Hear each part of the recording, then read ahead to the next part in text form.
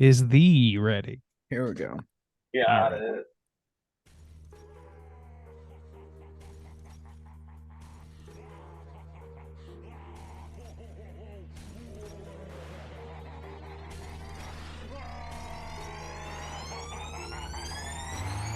Yeah, we straight chillin', serial killing, pre-cold villains on the mic, got you reeling. 5-star rated from the floor to the ceiling. If you catch a 1-star, no time for feelings. Got a demon DJ on the ones and twos, by the name Beelzebub, so don't get confused. So grab a seat by the fire, roast them all over two, and prepare to hear the legend of the straight chillin' crew.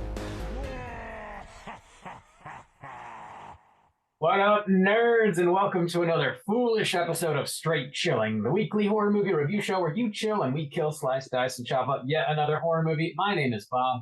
I'll be your host for the evening. This is episode 449, recorded Sunday, November 12th, 2023. Tonight we're talking about another Patreon pick. This was chosen by Matt S. The movie is 1991's The People Under the Stairs.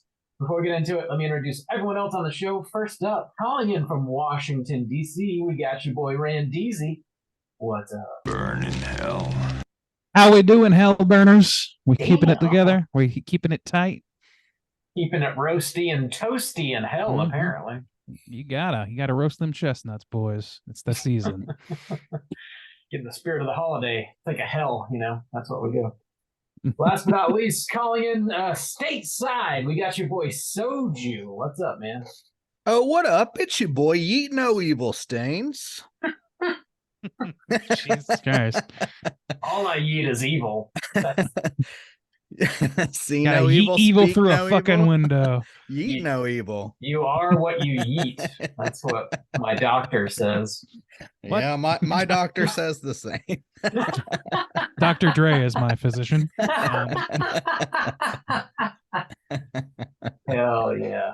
Well, yeah, he's keeping us He healthy. probably for doesn't sure. say yeet. What am I fucking talking? He's- Dr. Dre ain't saying yeet. What the fuck? Dr. Dre says nothing, you idiot. He's locked in my basement. Everybody knows that. Oh, Bob. shit. Oh, fire Okay, Oh.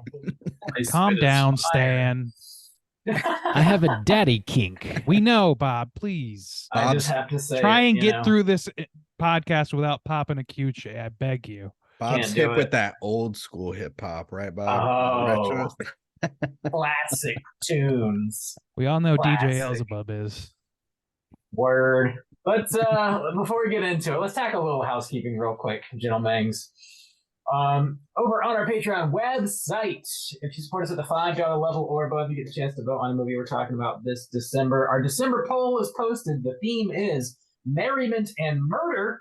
The movies you're voting between are Yule Log, Silent Night, and Christmas Bloody Christmas. Whoa, Bob. Tell me how those numbers are looking. Hello. Last I looked, Yule Log had about 50% of the votes. Christmas Bloody Christmas had like 40 or so. And Silent Night had, that and cleanup. Oh, What doing to Bob. us? It's 42% for Yule Log, 32% for Christmas Well, Bloody it's Christmas, Basically the 26% same. for Silent Night. Better pump those It's, numbers up. Those are rookie numbers. Those. Uh-huh. Sorry. I'm so sorry. Well, yeah, there you go. You still got time to vote. There's plenty of people left to vote, so get them in. It's early. It could go any which way still. Whoa, Christmas season, full swing, boys. Full swing. Right. It's the Nog release date hit. Nog is everywhere. Oh, yeah, I've had my Knock was nog. everywhere before Halloween, unfortunately. Like it was fucking out. Oh, I missed Um, it, I guess. We just got yeah. some today. But The nog is yeah. waiting for me off the plane, straight off the plane. They got the Just a trough. full Under of it. glass, there's just a fucking Wally World mug full of nog. It says Yep. reserved for juice. Soju on it. it's part of the limo deal, you know. It comes with the nog. Oh, yeah. And a cheese pizza just for you. Oh yeah. I was promised the nog. Get your votes in for the end of the month. We'll see what we're talking about this December. In other Patreon news, we are dropping mini casts every other Friday. This past Friday, we dropped a new mini cast on a Netflix movie called El Conde. Juice, you're talking about this one. It's kind of an odd bird, right? Yeah, I was surprised people on the Slack people hadn't really heard of it. It's a Netflix joint, so it's pretty easily accessible if you have Netflix. But yeah, this was a vampire flick, and it was one of my higher rated films for this year. So it's, I guess, kind of an underrated gem at this point because nobody's fucking heard of it. But I thought it was really good, and yeah, I would definitely recommend people check it out. I watched the trailer for it. It's definitely not what I expected from the cover art or whatever that they have on there. Yeah. It's it's a lot more like sardonic than I thought it would be, but from the looks of things. It's kooky. Yeah, it's got this family aspect. It's definitely got a lot of comedy beats to it. It's all over the place, honestly. It's like a historical, dramatic, it's sexy, it's black and white, it's funny. I don't know. It's got a lot of stuff. horny. Yeah. a funky little tomato. Hell yeah. Well, check that out over on our Patreon website. We have, I think it's like 113 or 14 mini casts posted now. Jesus. So a shitload. Lots of extra episodes over there. I'm for impressed with my hard work on the mini You. Oh, Randy. That's about all I got, gentlemen. Do you guys have anything you want to plug? No, I think my house is clean this week. Same. Here we go. Mm-hmm.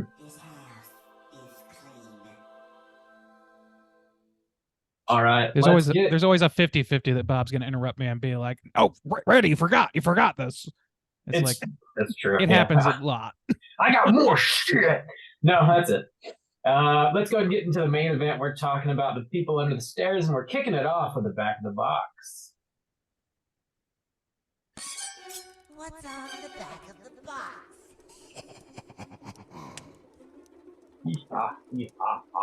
Bob, I saw you had this box. Boom, got it. Got the box. Was that a DVD, a Blu-ray? What are we looking at here? This is a 4K put out by Screen. Whoa. You got all 4Ks. All that guys. 90s vintage in 4K. Yeah. I hope you get every granule just Yeah. perfectly transferred. You do, and I love that shit. You can count them. Count all 4,000 of them. Out the squares. So plump, so right. That's all I really do when I watch movies. I don't pay attention to the plot. Just looking at the Look at dots. that aspect ratio. Golly gee willikers. People Under the Stairs from 1991, rated R with a runtime of 1 hour and 42 minutes. This was written and directed by Wes Craven. It stars Brandon Quinton Adams, Everett McGill, Wendy Roby, Sean Whalen, Ving Rhames, a few other folks. Plot synopsis brought to you by the back of the box is as follows. And this also says, Wes Craven's most satisfying movie from the San Francisco Chronicle. Whoa. We'll see if that's I'm satisfied. true or not. Extremely satisfying. It's a subtext is deep on that. I one. need a cigarette. I'm so satisfied. God damn. Wes Craven, the director of A Nightmare on Elm Street and Scream, take you on a terrifying journey inside the most demented house on the street. Trapped inside a fortified home owned by a mysterious couple, a young boy is suddenly thrust into a nightmare. The boy quickly learns the true nature of the house's homicidal inhabitants and the secret creatures hidden deep within the house. Gentlemen, had you seen this movie before, and would you recommend people check it out? Randy, kick us off.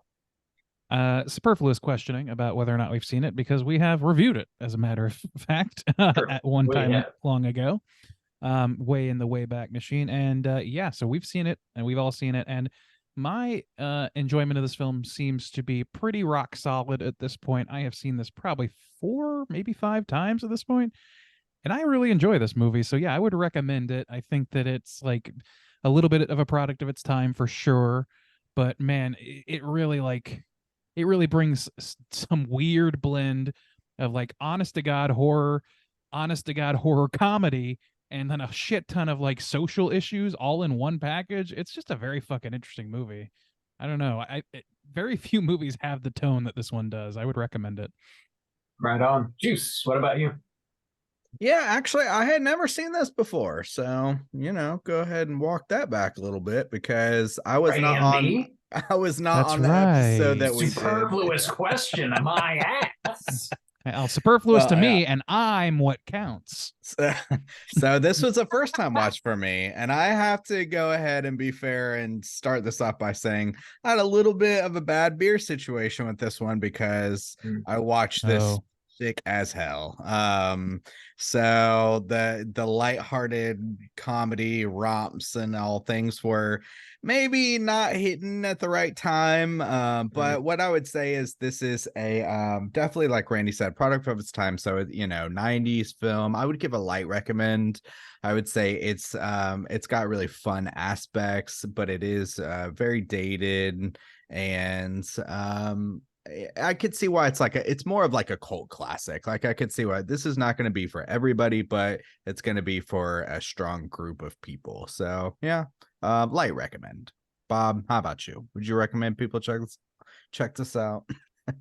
Yes, I would recommend it. I had seen this a handful of times before, and it's just hella weird.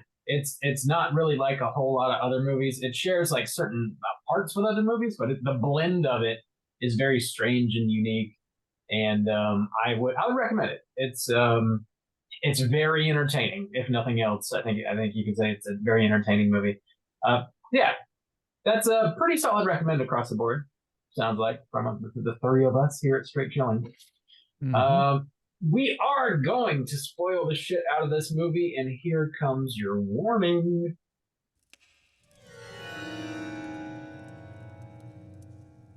Spoiler warning.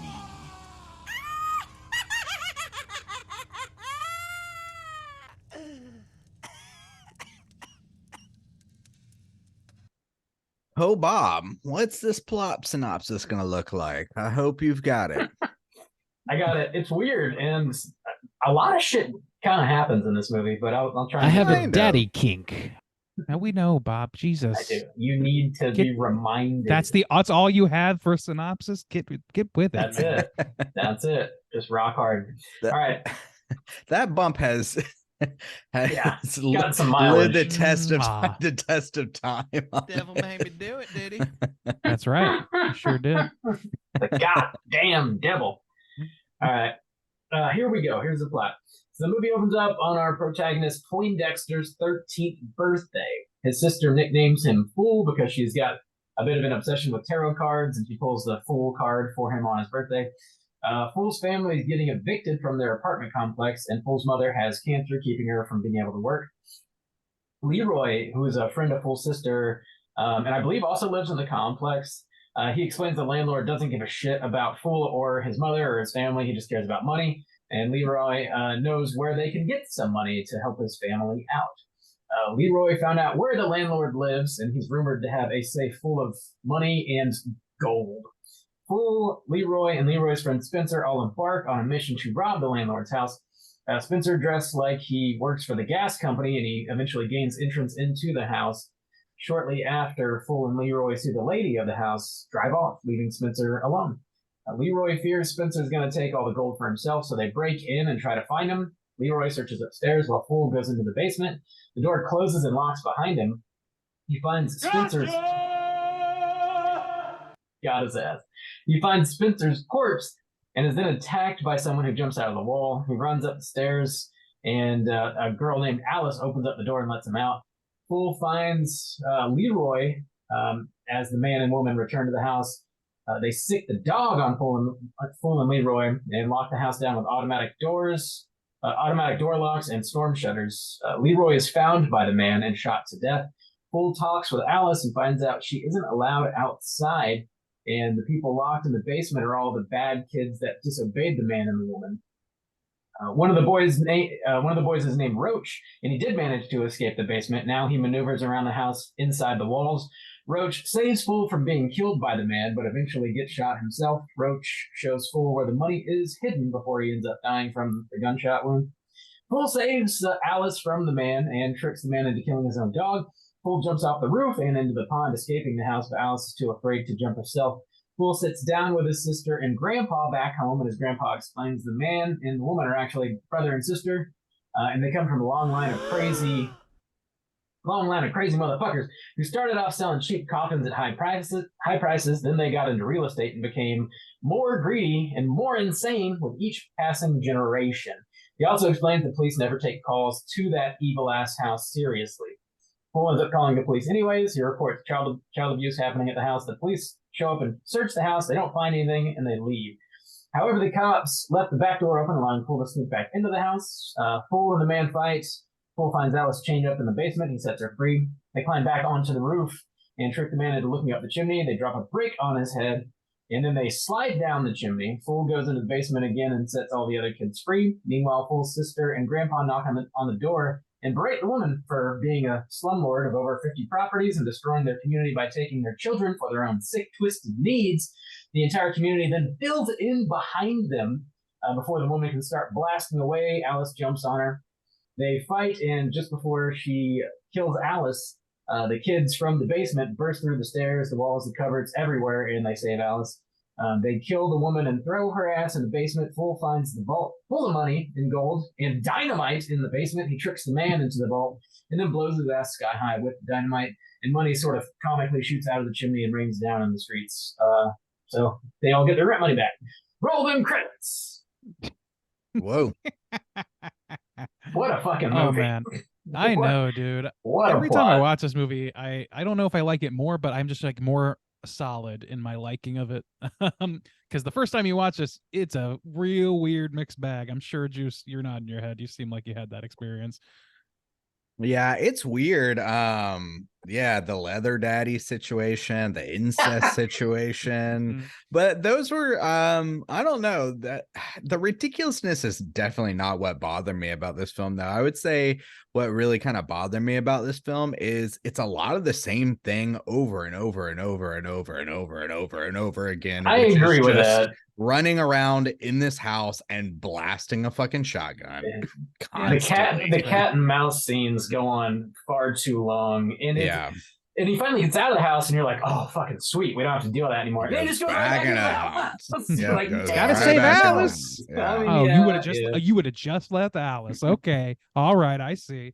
God damn. Yeah, it reminds me kind of Halloween Resurrection in that way, where the whole ploy is like, we're gonna explore this house, this Michael Myers house, but it's just a regular 5-bedroom house. It's like, how long could you spend running around a house like this? I mean, I know they go through the walls and stuff. It just for a movie that goes as far as an hour and like 45 minutes, I think it's just, man, 30 minutes of that feels like it could have been cut out of just chase scenes constantly. Yeah, I think I you don't could know, have like, trimmed it. I think Yeah. I think it's fair to say you could have trimmed it. I don't know that I would trim a half an hour. I don't know. Like maybe it's because I'm partial to like the setting in this, and I really like how absurd the house is in general. They live in a fucking like a mouse trap. It's not a house. It's like rigged up in a million ways and it's unclear who even rigged up some of these things, like the dog sliding down a slide that's just in the walls. I don't think that who in this equation is making slides in the walls. I don't know. That reminded Um, me of Nothing But Trouble too. It kind of gave me a Yeah, Nothing there's But a Trouble little- vibe. Yeah, But like this movie's definitely more cohesive and has more going Sure. on than that one does. But it has a little bit of that production value and that silliness. It's got a little bit of like fucking Home Alone in it. When he drops a brick on Everett McGill's head, it's like pure fucking Kevin McAllister being channeled in that shit. Yeah. That scene is pretty fucking goofy too. Like when they slide down the chimney, it feels a little out of place and like a little Yeah. too hokey for the moment, but I don't know. It gave me some like Goonies vibes, I guess, too. I got Goonies Yeah. vibes out of this too because they're hunting for the gold. Yeah. You got from like Gold the young doubloons. perspective. And actually it was interesting to hear you guys say like, oh, this is such a unique movie, because actually throughout this movie I just kept being reminded of other things. So yeah. it wasn't the wackiness that was putting me off, but I was thinking the Goonies, the Burbs, Nothing But Trouble, you know, all of these films kind of mixed in that, you know, I guess were more prevalent in the time where you could kind of take this more lighthearted approach where there weren't as big of stakes as like it feels like movies need to have now, where it's just you know, this little cat and mouse situation, run around in a house, and it's kind of goofy and stuff. And so it definitely feels of its time of the 90s, but it definitely did remind me of a lot of other things. Well, yeah, I think the thing is, like, when I say that it's like it's a unique movie, it's not because it doesn't have a lot of recognizable elements from other things. It's strictly because there are so many elements from so many other things. It feels like it's just like kind of a trick or treat bag full of like different flavors. And that's maybe like a detriment in like 99% of movies, but I've only come to grown to enjoy that about this movie. There's a lot about this movie that I just sort of like am biased towards in general. Everett McGill and Wendy Roby are both like Twin Peaks stars at this time, and this is such a turn for Everett McGill in particular. And he does this insane like fucking Bruce Campbell shit throughout like half the movie. I love that. It's a little so, bit like, of Jim different. Carrey too. Yeah, honestly, I I was totally getting thought of some Jim Jim Carrey Carrey. vibes. Yeah, Like that. This in particular was what. Yeah. That is Ace Ventura. Yeah, it Tell me is. that's not Ace Ventura. Yeah. Like, it's so fun. And then Wendy Roby is like fully channeling what's her name? The Mommy Dearest from oh fuck. Anyway, it's this shit right here. It's fucking No war hangers! from fucking Mommy Dearest. I don't That know what that shit. is. Joan, I it's don't a know what that Joan is either. Crawford biopic Oh. that was like a huge deal. And who was in that? Faye Dunaway. And like it was like a huge movie, and it's just about an abusive mom basically, but it's a real person that was a star, Joan Crawford.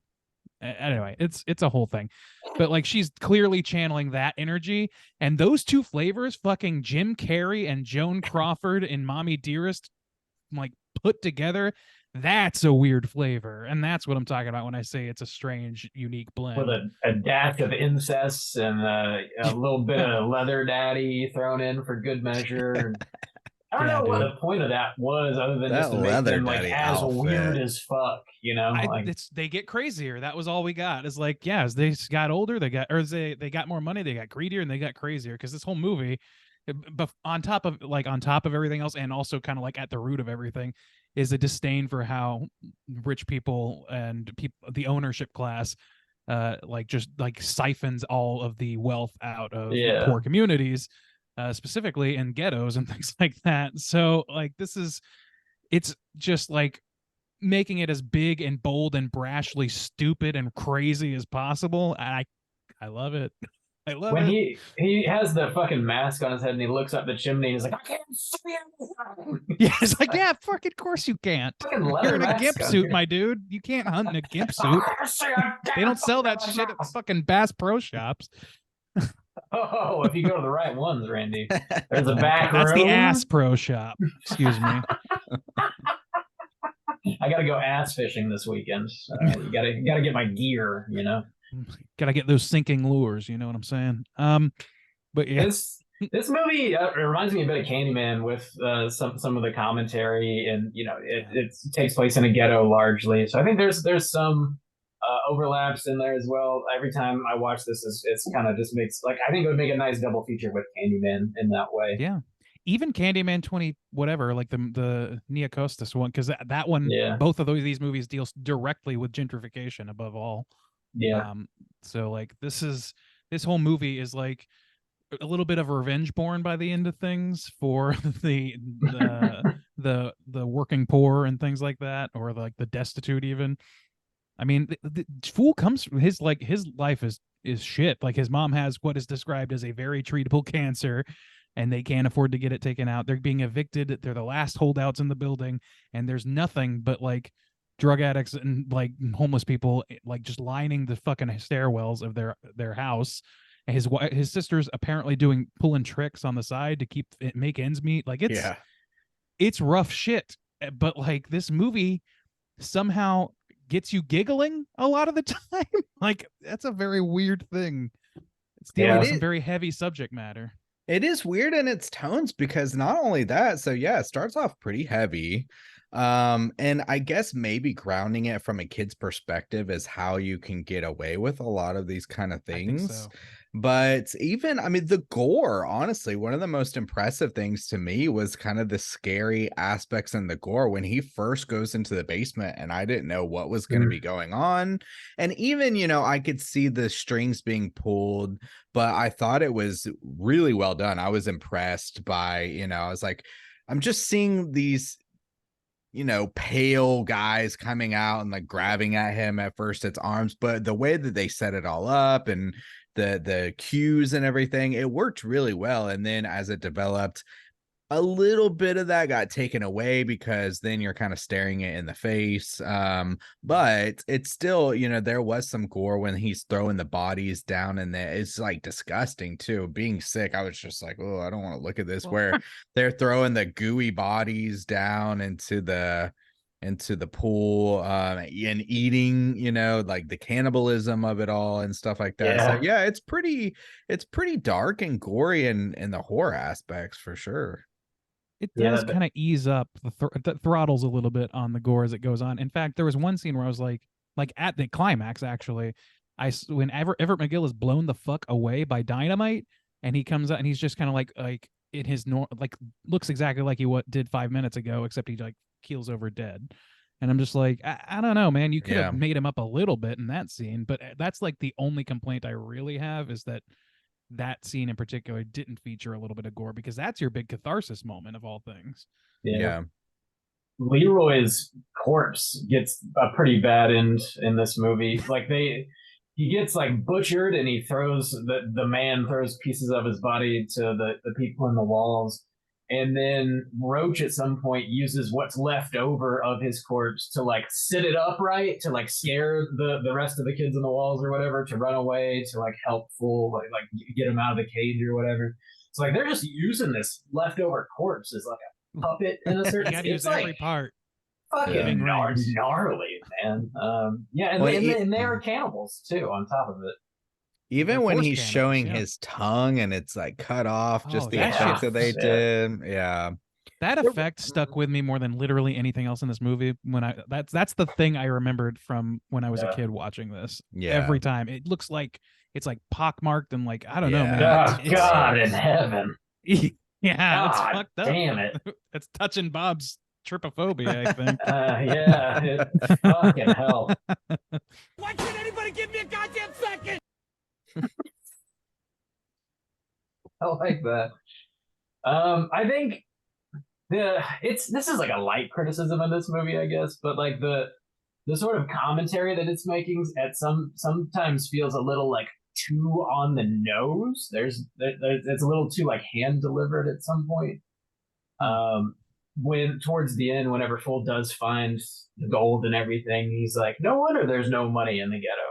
It's just like, we get it, but also like back in 91, maybe there just wasn't a whole lot of discussion about these things. So it helps. Oh, I think there was a lot of discussion. I think it was a hot button issue in a way that it wasn't again until the summer of 2020, to be honest with you. But like I think it was a pretty like, this was like right after, I think, the Rodney King situation, and like, if I'm not mistaken, it might have been right before, but it was early 90s, and my brain is taking that memory away from me. But it like this was hot shit. Like this was a thing for a known director to touch on, and like so to me, like the bluntness kind of serves a social function in that way, and so like I kind of can forgive it for that. And also to Juice's point earlier, like it is from a kid's perspective, the whole thing, and it does kind of like lend itself to, I don't know, it gives a little bit of license to play with some ideas like that, I guess, in a way that like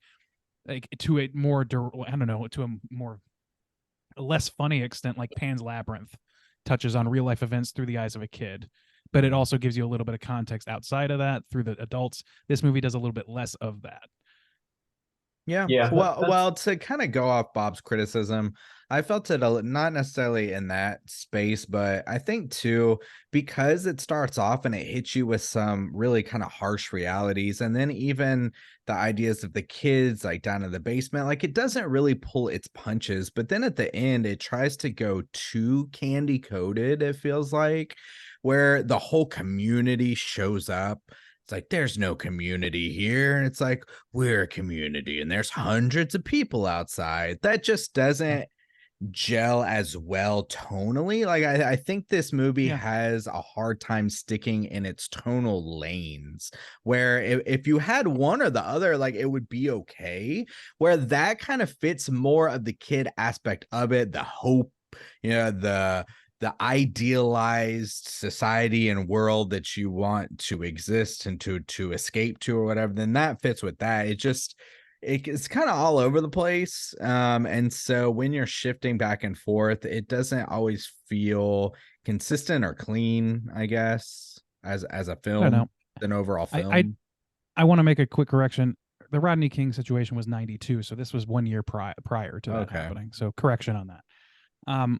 But yeah, like I don't know, like I understand what you're saying. Like it is kind of like chintzy to have like the whole crowd show up at the end or whatever, but I kind of don't mind it so much. Like I think I had more of like a what the fuck feeling towards it when I saw it the first time, but now it just feels like a natural conclusion to a statement movie, and I feel like this is a very blunt movie because that's what Wes Craven kind of does. Like when he goes for social commentaries, he doesn't beat around the bush necessarily. He kind of goes right in there and just says what he's thinking. So I kind of just chalk it up to a directorial style to some extent too. He's really sticking it to the man, and he wants you to know. Wes. Well, he's just like I don't want to like I respect Wes's commentary shit because it doesn't mince words. It's like Yeah. if you're so subtle Yeah. that people can ignore the point, then maybe there's not a point. You know, like there's an argument to be made there. So, but also subtlety is valuable in filmmaking, so it's a push and pull. Yeah. Fool, I think, is like a badass child character in this movie. Dude. Like he beats the hell out of the man several times, like gouges his eyes, and like he's not fucking afraid of anything in this movie. It's a really cool like child character. It stands out.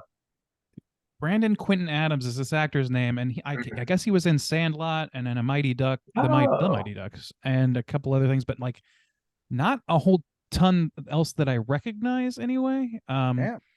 Which like and not a lot. He was in nothing from 93 to 2001. He was in something called MacArthur Park, which I'm not sure I'm familiar with that film, but that's it. And so that's a shame though, because he fucking nails this movie so hard. I feel Yeah. like he's a fucking great actor in this movie. He He carries it. is. He did a great job. He did a fantastic job, honestly. Yeah, his acting is really good and believable. And for a kid who pretty carries the film, essentially, you're with him the entire time, a lot of times alone.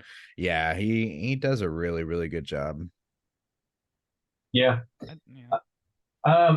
He kills it. That's strange that he hasn't done a whole lot Yeah. I know. outside of those handful of movies. I wonder. I would I love wonder to what the see a deal is. return, or maybe he just found a better path for himself or whatever. That's fine. But I'm just like, it seems like this movie like shows him off in a way that very few kid actors get shown off, Hmm. and it just winds up like not leading to a whole ton of work after this for him. Like a handful of like ensemble cast roles in kids Yeah. movies, and that's about it. Like I don't know. It's a Uh, shame. Ving Rhames in this, aka the Secretary of Pussy, I thought did a good job as well. He's not in it for too long, but he's he serves his purpose pretty well. I would have Yeah. liked a little more maybe of him, but He did good, yeah. yeah, I liked him. Yeah, maybe a little more would have. I could have gone either way with it because he was also kind of a piece of shit in so many ways Yeah. that I was like Well, a little bit. I was not rooting against him, but I was like kind of like, you're leading a kid into perils unknown right now because your Yeah. greedy ass cannot handle you cannot trust your own partner. So I don't know, but I kind of like that though from that perspective, because it's not again to kind of go against the kind of tone, I guess, of the ending. I liked better of the beginning ending because it's kind of more realistic, where this figure is coming in to help you and to Mhm. guide you to better yourself in your situation. teach you a trade. Yeah, you're lucky I'm teaching you a trade and stuff like that. So Fuck. and that allows you to draw your own kind of conclusions, because in the same way though, I mean, you have to say, well, if he didn't listen to this guy, he would be homeless and living out on the Yeah. street anyway, so I mean there's more things going on there than just you know, as opposed to maybe the older gentleman who's just kind of giving him the story of these people and sage who's more advice, the sage, kindly man or whatever. So I liked him as That a character role and he as a fills, yeah. device for this young boy.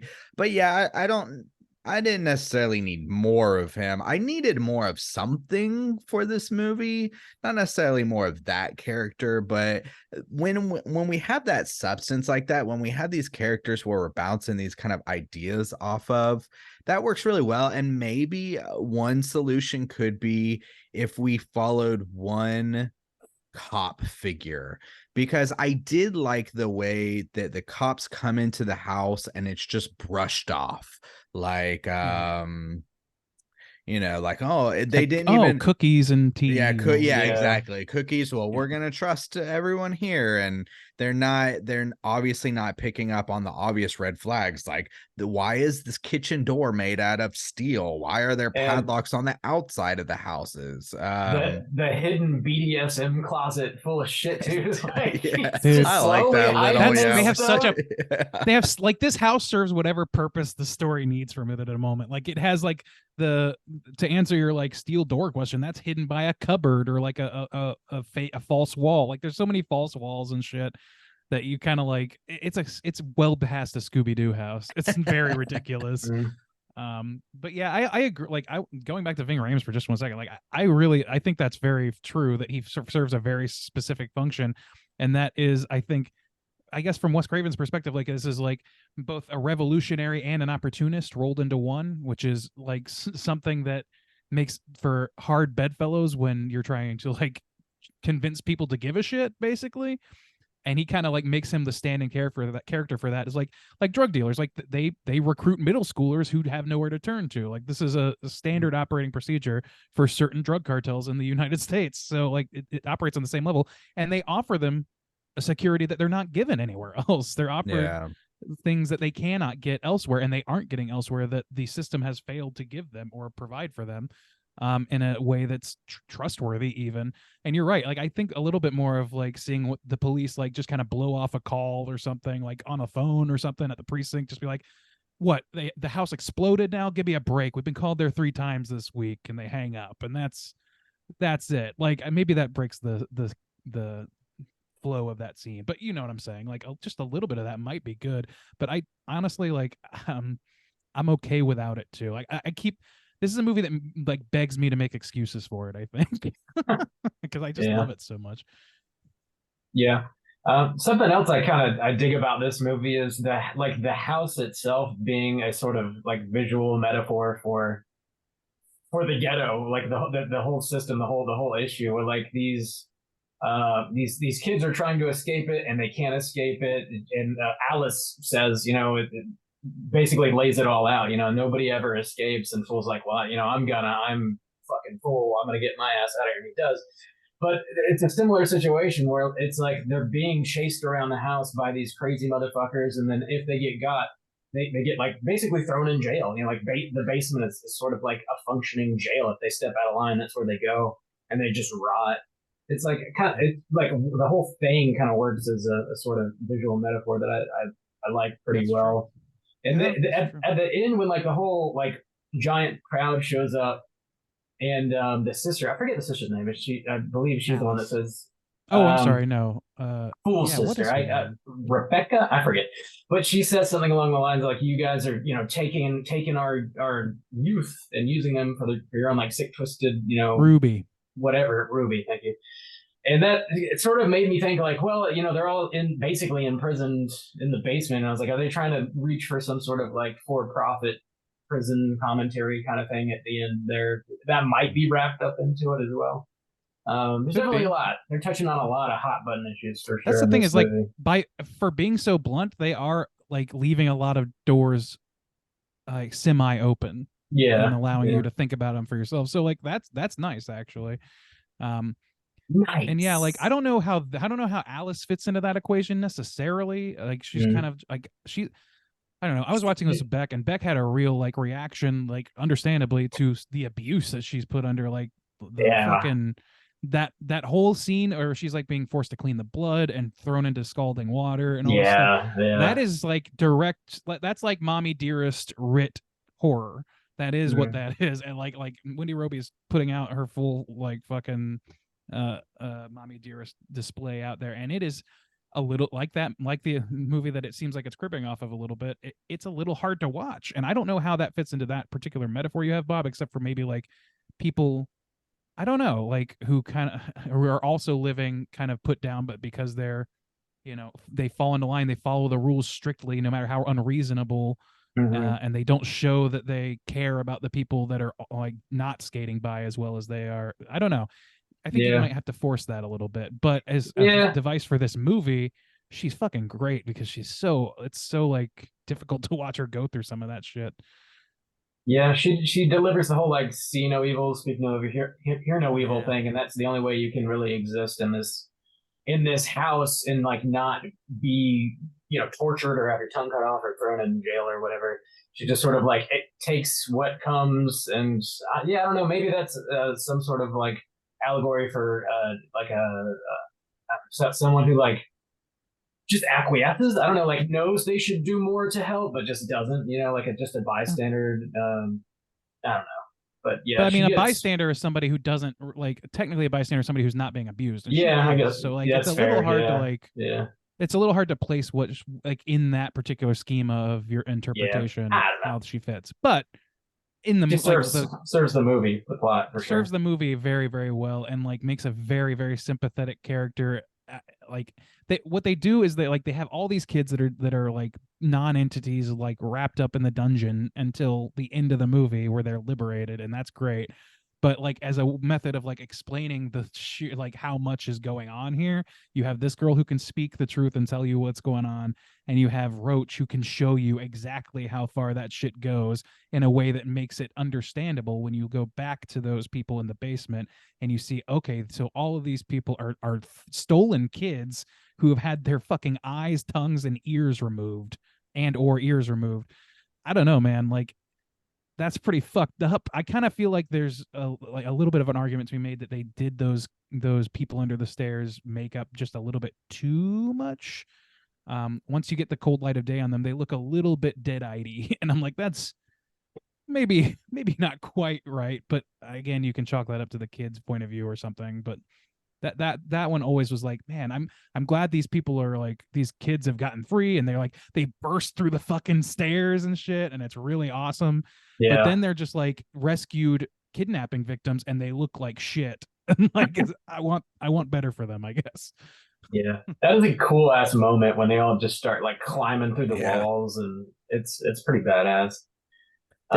There's also this split between kind of religious perspectives, especially where we start off with the tarot cards and her basing a lot around that, and then the whole burn in hell and the whole religious burn in hell. Yeah.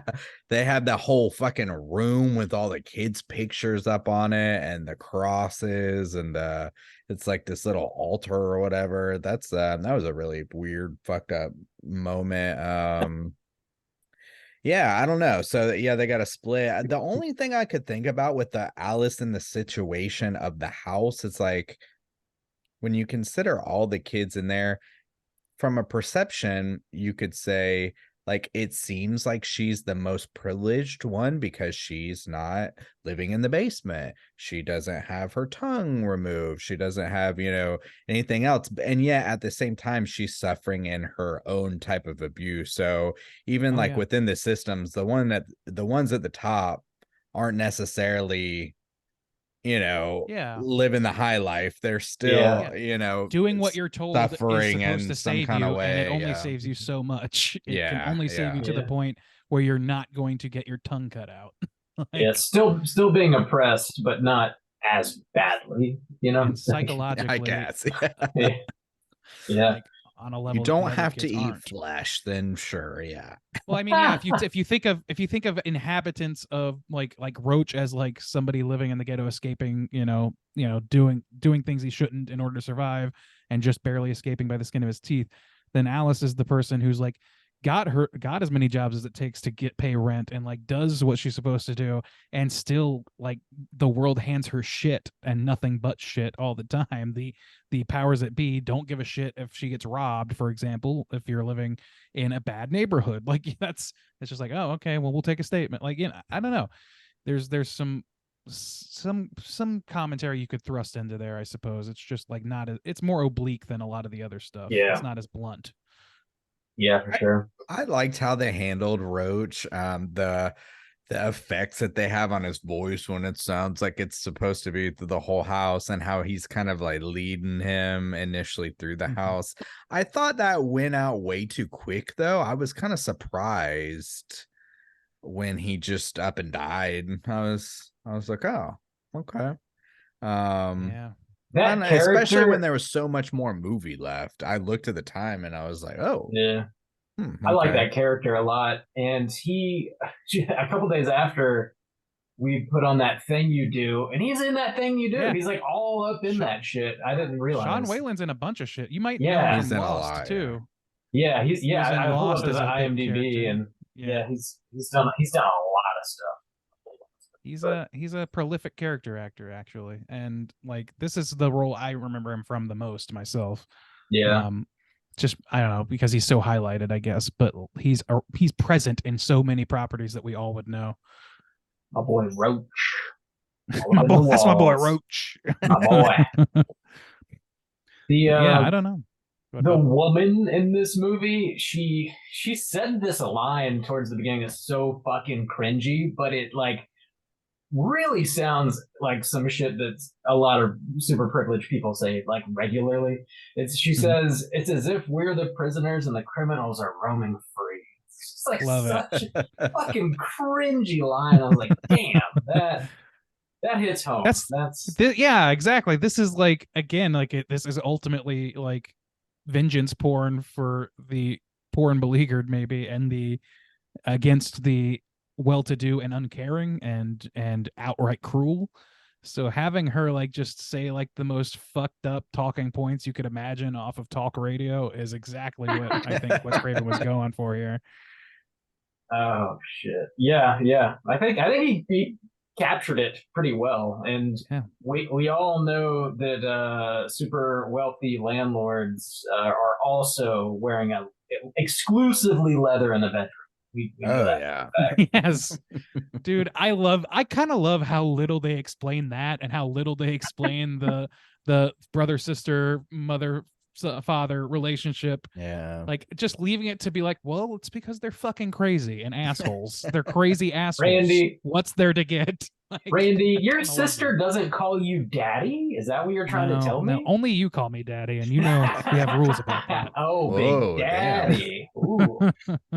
Damn. But, Straight Chilling After Dark. It is after dark, boys. Yeah.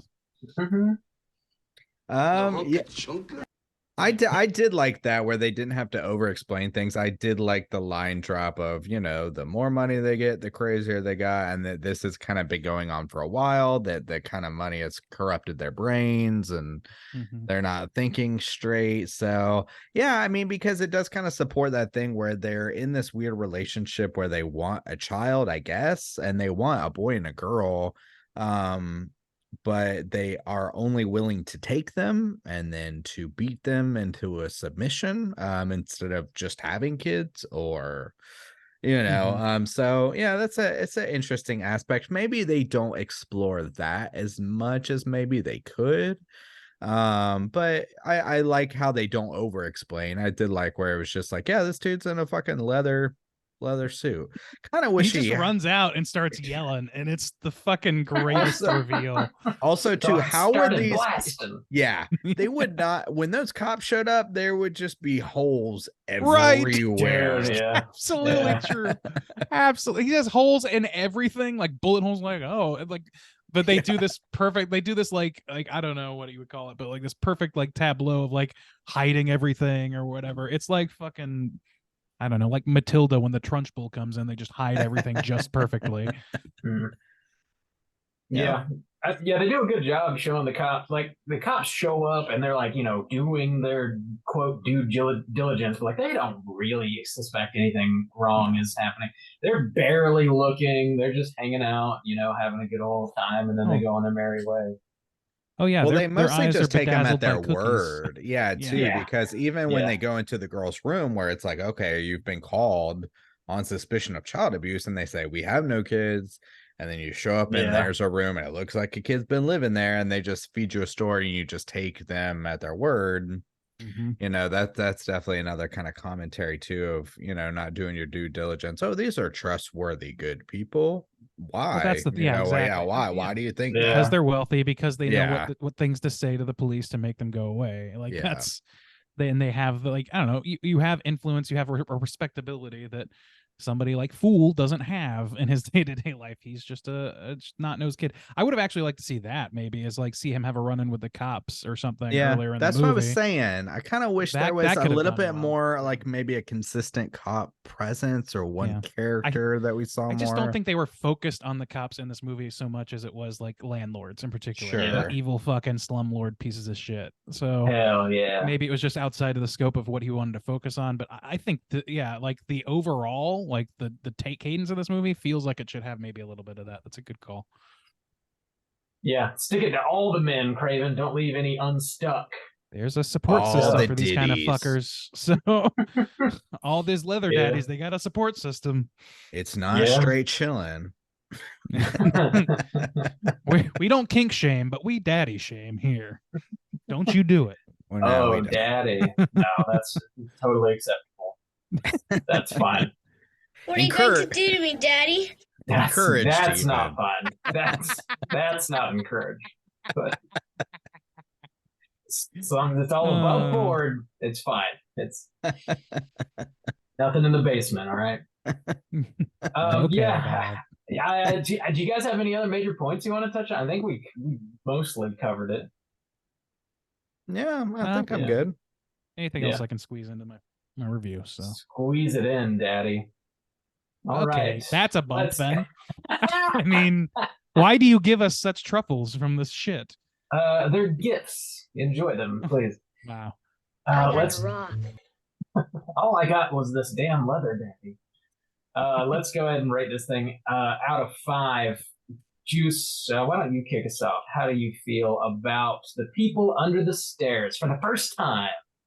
Yeah, like I said, I was watching this. I was very, very, very sick and just not in a mood to be laughing or to be going on a fun romp or anything like that, which it's not a fun romp. But so a lot of I got it, I could see it, but a lot of the fun vibes that was supposed to be going on just could not hit with me. So that did affect my viewing of the movie. The positives that I really liked about this movie, though, was the kid. He did a fantastic job. I mean, he really, for such a young kid, he carried this movie and he played it really well. The gore was really good. I thought it was stronger in the beginning, and I kind of wish that they stuck with that tone a little more, but I was impressed, and I was creeped out. Even when they're showing you some things, it's still troubling looking, but they shift more to, like, I guess a visual horror with like the gooey corpse and how fucked up these kids look. So yeah, one funny moment that did hit with me though was when he was letting the when he was gonna let them go, and he's talking to one of them and he's like, oh, go out there, you got to go outside with the birds and the sunshine and the women. That shit cracked me up pretty good. And the guy's like, ugh. yeah, ugh." he's like, that was pretty good. I liked Roach. I like the effect that they used on his voice. It was such a wild piece. I was just kind of bummed that he went out so quickly. Yeah, I like the weirdness of the man and the woman. Very disturbing at sometimes. The child abuse was like a fucked up aspect to this. But the things that I wasn't really crazy about was like the tone shifts. It felt a little too all over the place. And a lot of it too, the chasing, just the back and forth through the same ass house, through the same like corridors, and then the shotgun blasting. I mean, it just felt like over and over and over again. It was just running through halls, shotgun blasts, crazy screaming. And I just felt there was too much of that for too long. And it lacked some substance where like they touch on things, and maybe if they'd taken time to maybe develop some of those more ideas out instead of just like outright stating them, instead of just like running around blasting a shotgun, then maybe I would feel like that this movie had a little bit more to it. But for me overall, I think I'm gonna give it a 3 out of 5. 3 out of 5 from Jews. Yes, Bob. Whoa, Bob, out of 5, how do you feel about, what is it, The People Under the Stairs? Nailed it. Pretty good. This movie, I think it's super super entertaining, and it's a bit of like a gumbo because it feels like it borrows a lot of things from a lot of different movies, but blends them up in a way that makes it feel kind of fresh and original all on its own. They do deliver on some gore and some pretty spooky moments. They're feeding body parts to the dog, to these children that are, locked away in the basement. They're all disfigured. You see just corpses laying everywhere. There's blood. It gets pretty sticky, pretty icky.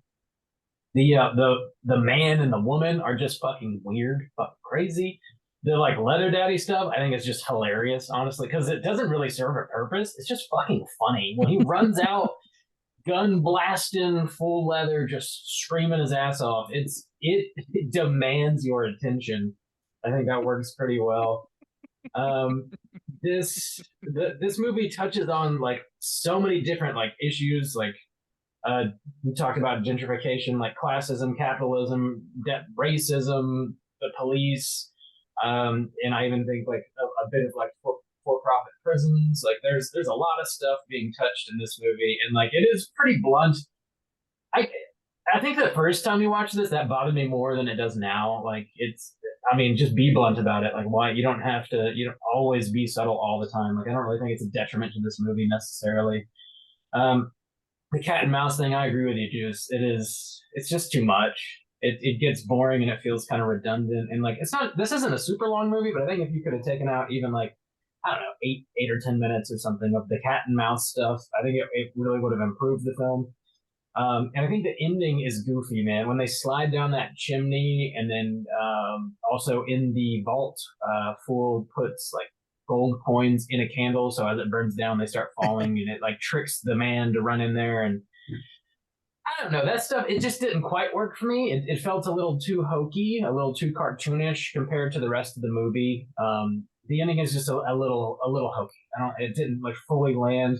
I do like the whole fucking like community coming together and like just dancing as the money like rains down on them. It's goofy, but like in a funnier way. I don't know. Like I was able to like chuckle at it, and like it really drives the point home.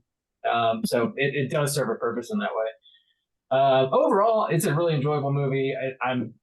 It's just super fucking weird, and I like it. It's not perfect, but I think there's more good than bad here. So I'm gonna come in with a 3.5 out of 5 for this. Randy, how do you feel? I think it's pretty clear that I feel pretty good about this movie. Like I said, I only have grown an affinity towards this movie as things have gone on, if nothing else. Like it seems like I think at this point it's fair to say that my love of it has grown and not even stayed where it was. Yeah, I love the performances in this movie. I think they're completely insane, the way that they like have these characters behave. I think it is kind of like childish or whatever. Rob, you had said that there's like a hokiness to some of those things, and I think that's true, but I also don't dislike it. I like it just fine with that hokiness in the mix. I think that if anything that you mentioned that would bother me, it was probably sliding down the chimney, because that is not a thing that can happen the way that they showed it, and they even had to speed it up to like a ridiculous, fast speed. I don't know. That part I could see like, okay, yeah, that could take me out of it. And maybe that sort of thing belongs more in the front part of the movie than the climax, maybe it just makes more sense there. But I liked like the coins in the candle or whatever, because that is Fool like saying like, no, fuck the money, we got to stop this guy. And like in doing so, he does save people's money, and he saves the lives of all these kids that are trapped there. He does everything he's supposed to do.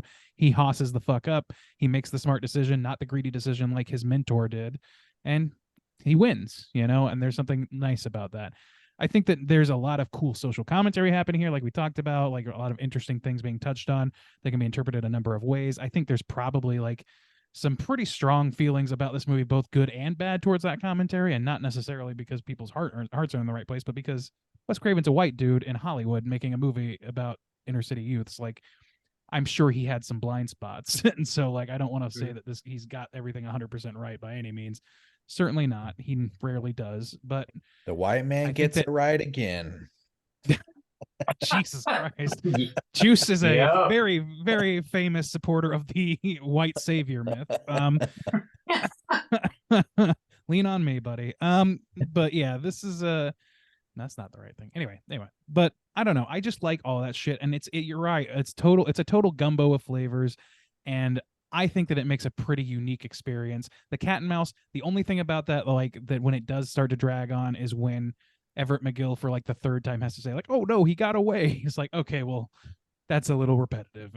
I gotta give you that. But I don't mind like the actual chase itself, or even the shotgun for the most part, because they do mix it up a little bit, enough for me anyway.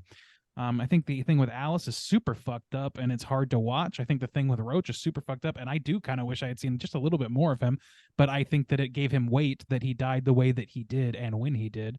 If anything, I think there's a criticism to be had about the way this movie sort of like semi-peaks as he escapes the first time, and then it comes down and has like a sage moment of wisdom with the ghetto elder, played by Bill Cobb, and then he just gets right back into the Thresher, and we're supposed to like rocket back to the top again immediately, and it doesn't. It's a little bit jarring at that moment, probably more than any other time in the movie for me.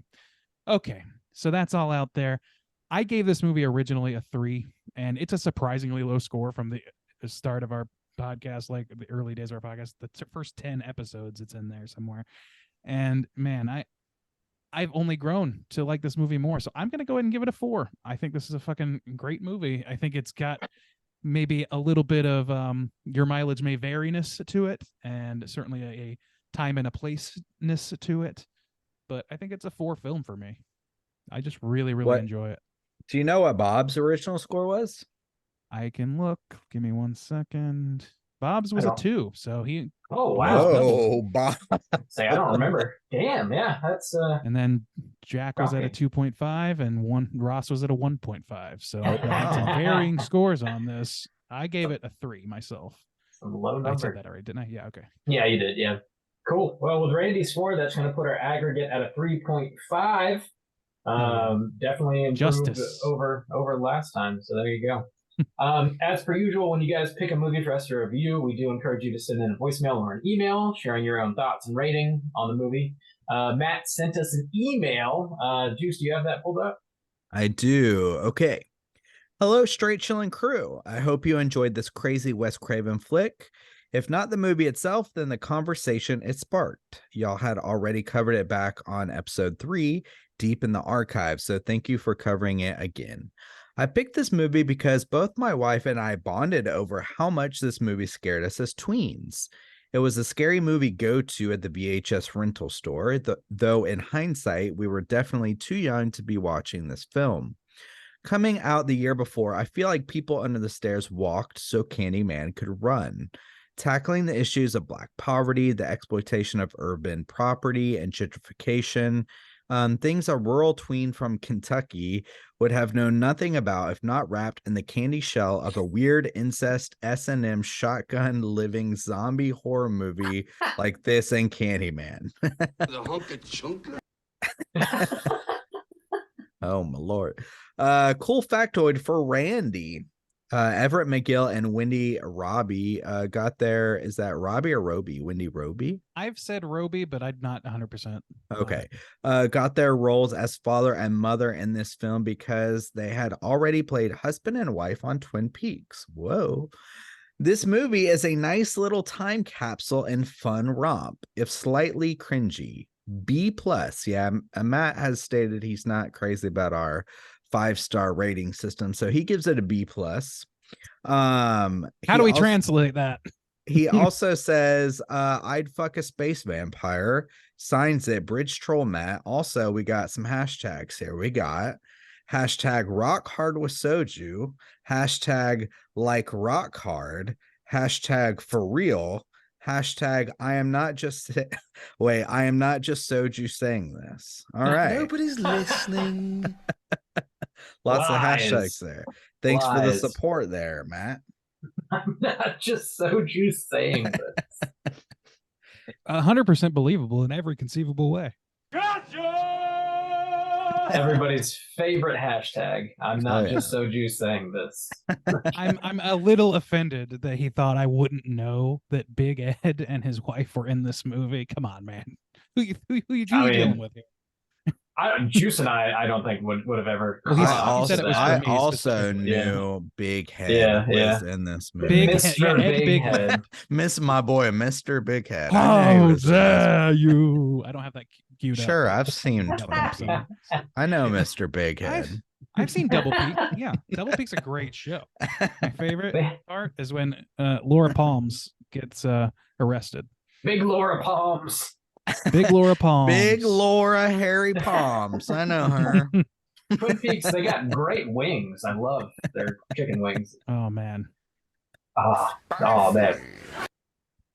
Thanks for picking this flick, Matt. It's an interesting movie, and it is fun to talk about for sure and revisit. And actually, one thing he touched on, which like it's interesting, like it is kind of a tween movie while not being.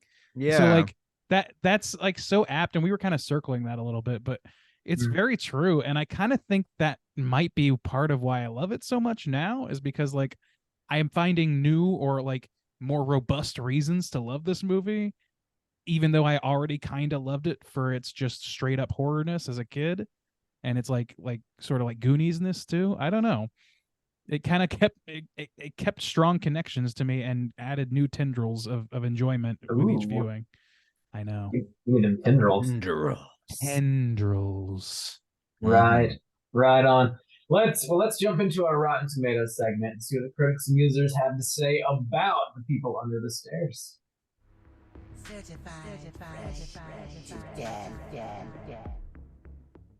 All right, ladies and gentlemen, this is the Rotten Tomatoes segment in which I'm going to have these gentlemen guess within the best of their abilities what the aggregate positive scores are for The People Under the Stairs on RottenTomatoes.com. There are 33 critical reviews of this film, just 33. Keep that in mind as you start to tell me what your aggregate positive score guess is. So I'll start with Bob today. Bob, where do you think those 33 reviews land? What percentage are positive reviews? For critics, I could see this being fairly low. It's a weird fucking movie, man. How low though? I'll go with 50, please. Right down the middle. 50. All right. Juice, what about you? I think it's gonna be more positive than that. I'll say 70. Wow. 70. All right. Well, let me do a little quick math. Oh, whoa, ringy dingy ding. Somebody's got the big prize here. Somebody got it dead on. I'll tell you, the actual score for this critical review is 70%. Juice is going to take this one Damn. home. Whoa, 70% all right. on the money. Yeah. Nice. Hell Congrats yeet, on- Bob. That's a Wow. hell yeet. Now, you are what you eat, and it's hell. I guess so. What? Yeah. Good job, Juice. We're going to move on to our audience score. There Great are over job, 20 buddy. Proud of you. Killing it. Okay. Killing the game. Shut the fuck up! 25,000 plus audience ratings. We're going to start with Juice on this one. Out of those 25,000, what percentage of those are positive? Retain your title or don't? Do it. I think it's still gonna be positive. I think it's gonna be around there, but maybe a little lower. 66. 66. Bob, how about you? I'll go with the comedy number 69, please. 69. Well, let's see here. There's somebody who's 5 percentage points away from glory here. And man, Bob, you would have been closer if you'd chosen 69 the first time. Juice is going to take this one. It is a 61%. Whoa, 61. that's a hell yeah, sweet, Bob. Boring. Hey, way to go, buddy. After 1 week off, I'm coming back on fire, Yeah. boys. On fire. Fire. Bet y'all missed the hell yeets last week, huh? Oh Desperately. man, everybody was we were talking about shutting it down. We're like, you know what? This hour and a half of the Well, footage is not good enough. We can't do it. Just Cancel the can't do show. it. It's I know, canceled. I know it was a little bumpy going there for a bit, so you know, I'm glad. Fucking idiot. All right, moving to the critical consensus. The critical consensus reads as follows: held aloft by gonzo black comedy and socially conscious subtext, The People Under the Stairs marks a unique, though wildly uneven, change of pace for director Wes Craven. That all seems pretty fair to me, even-handed Sure. to me. Yeah, Wild shit. Yeah, for sure. I'm going to read, as I always do, at least one negative review and see if it has any funniness to it. It's a very hit or miss process. Here we go. There are a few push button frights, but a total dearth of mind disturbing terror. The humor too is broad, crowd pleasing stuff. This is a negative review. What the fuck? Okay, let's try and find one that's actually negative. As with most Craven images, that's Craven with a capital, not just the word. As with most Craven images, this one suffers from lackluster performances, a clumsy screenplay, a campy tone, and a noticeable lack of suspense. I thought the performances were fine. Yeah, shut yeah. the There fuck was up. definitely some suspense. Yeah, Yeah, absolutely. Like if you It didn't is feel campy something though. for that, Well, yeah, it's for campy, sure. but it's like clearly an intentional choice. Yeah, too. Yeah. but yeah. Nobody yeah, accidentally apes Ace Ventura. Like that's a choice. Nobody accidentally turns into Bruce Campbell all of a sudden. It's so funny because Everett McGill's character in Twin Peaks is like the most straight-laced, like good, like moral dude in the world who's just like in a rough position in life, and he's very beleaguered and like just he wants the best for people and he does his duty. And he watched this fucking movie the same year, and it's like, whoa, Everett's got range. love Nothing in that, Mr. between. Big Head. Oh, Mr. Big Head. Oh, yeah. Yeah. So that's our Rotten Tomatoes segment. Bob, I wonder if you had a little Got some trivia there, Bob. I do. Let's get into All it. right. It's totally time for trivia. Yeah, there's a decent amount on this one. So Wes Craven, he wanted to write this movie after reading a real-life news story about burglars breaking into a house. When the authorities arrived, the burglars had disappeared, but they discovered locked doors with noises coming from behind them. Children had been locked up inside the rooms by their parents, never allowed to go outside. Damn, didn't he get something else from some kind of news article or something like that? Elm Yeah, he Street. does. Yeah, Yeah, it was Elm that's Street right. too. Yeah. Yeah, Dude, Weird. Wes, He's just knows reading how the to news. yeah. I want to make a movie out of that. That's We fucked need up. a new story, Wes. Come on. Hold on, let me get to this page one. 6. Oh, here's the fucked up story. Let's make a movie about it. Yeah. Perfect. Yeah, I mean it works. It works for him. It paid dividends. So Yeah. So the coin that pulls out of Spencer's hand is a real gold coin.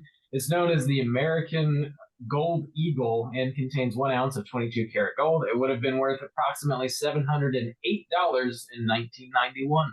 Dang. Big old doinks. That's a big old doink. those are some big old doinks. That'll buy some big old doinks. Mhm.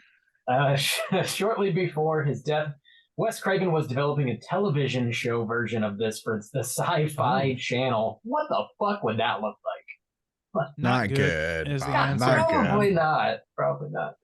I don't know. I I don't- don't love the double dipping that successful directors and writers and so on get to do with their character. Like it's a real easy way to fuck up a good legacy. True that. There's apparently, I've never seen Criminal Minds. People love this show, but there's a Criminal Minds episode from 2010. It's called Mosley Lane, and it's very similar to the plot of this movie. It portrays a husband and wife who own a funeral home, and abduct children. Even the wives' hairstyles are the same, apparently. Huh, I'm What not, the I don't know. fuck? Never Criminal seen it. Minds. That tracks for me. I've seen an episode or two of that show, and man, they're just slopping that shit right up on the screen. No ifs, ands, or buts. I don't know. To me, that shit is very lazy. Do they have the butts? You kids like them extra sloppy.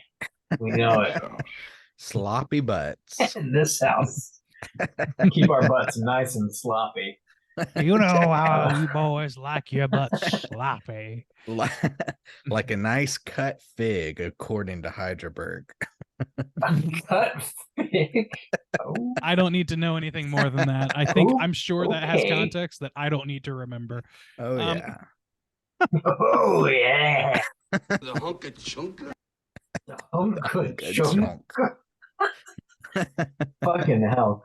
The interiors of this house were apparently also used in the filming of Rob Zombie's classic Halloween. Oh shit. Oh, that's cool for him. I Good. guess. Good for the Dragula committee. Mr. Dragula himself. Some people thought that was the original Halloween. You know, you Some can't. people You think the can't Earth just is know flat. everything. Uh, And some people are right. That's true. The actor Sean Whalen, who played Roach in this, was 26 years old when he played this part. He He's did a not skinny little guy. look Yeah. 26. this little guy. Yeah. He just a little feller. That's we're being very diminutive. He looks Funky cute. little tomato. You He look looks 12, youthful. sir. He kind of did in the movie. Adult man, you look 12. The budget for this was $6 million. It grossed $31 million at the box office. Nice. And this is the last bit I have here. This is a little long, but it's pretty interesting.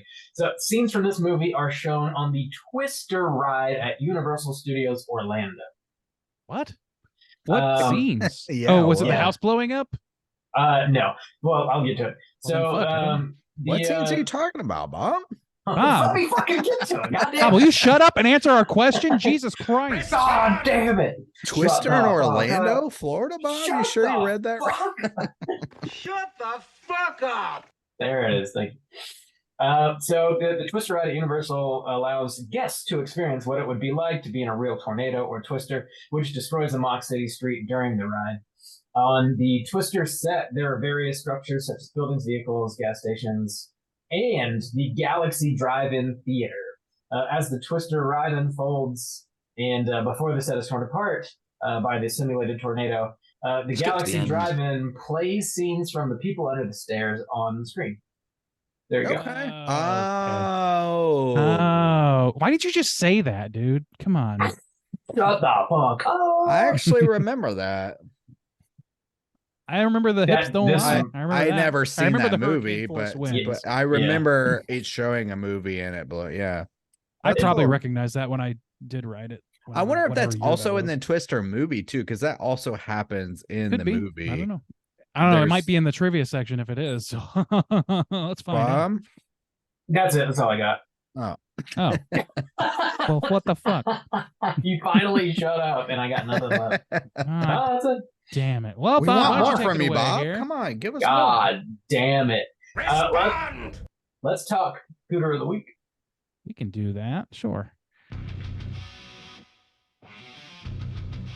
Straight chillin'. Gooder of the week.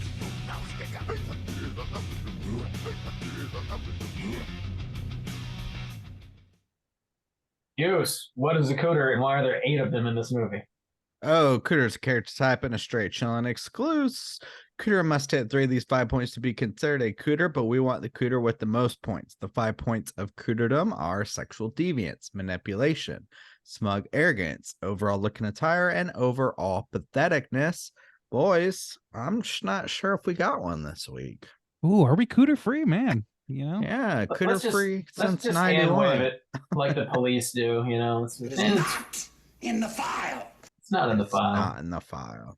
Thanks for the tea and No. cookies. Oh, shit. Wait. Let's go, Diddy. Hold on a second. Yeah, let's talk about Diddy because I if I remember right, and I could be wrong, Mm-hmm. dude has a leather gimp suit he likes to hunt children with. Nothing wrong with Oh, Does I that see it qualify for every anything? day. What's our list again? Oh, yeah, I think that might qualify. That might be looking Likes- attire, perhaps. All likes to right, let's hunt start children. with let's start with looking attire. We don't get to start with that one a lot. So yes, gimp suit. It doesn't breathe. It's just I mean, I thought he was looking pretty fly, if I'm being I honest. mean, he for a white probably guy. looked pretty sweaty if you took that fucking thing off. Dude, how bad does that man smell after just 5 minutes in that thing? Like, nightmare situation. Those are some roasted boiled peanuts right there. It's Cajun Peanuts style. in your face. What a strangely perfect bump for that moment. Yeah. sometimes magic happens. You're a So madman. yeah, looking attire for sure. Manipulation. I don't really know if he's hitting on that one, but Oh, he lies to the police like a motherfucker. So I suppose you could chalk it up there. Yeah, he specifically keeps the things under the stairs hungry. The Yeah. things, yes. You The don't have to people. call them that now. We know. We're in spoiler territory. The things. Those kidnapped. I mean, it's just the things. title of the movie, The People Under the Stairs. That's Even the title spoiling is more anything. Yeah, even the title is more humanizing than you are right now. Well, you know. Those things. Yes. So yeah, manipulation for sure. Smug arrogance. I can't help but remember a small moment where he believes to have killed the entrapped child and dances around with his bayonet saying, I got him, I got him, I got him, I got him, I got him, I got him. Like fucking goddamn Yosemite Sam. Yeah, he does. I don't know. Maybe that's a little arrogant because he was wrong. He killed Yeah. his own fucking dog. Yes, arrogant, smug arrogance. That'd be 3. Let's see. Sexual deviancy. Well, What are you going to Probably. do to me, Daddy? Yeah.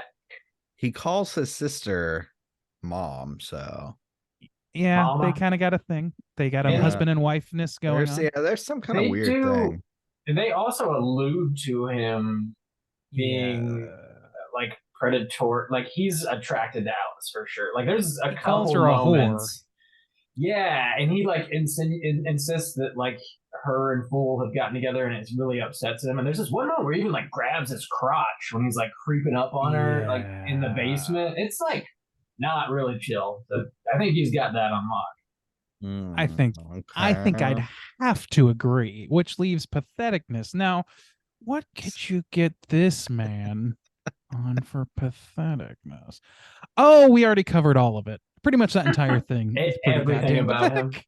When he Hmm. when he waits for permission to beat her at the very beginning, I think it's the first time we see Alice or whatever, but the mom is saying, "Oh, she's giving away silverware or whatever." She's and then feeding he's that thing in the walls. He's so again. excited to like beat the shit out of her. It's like, damn, dude, He is. It's that's Burn in hell.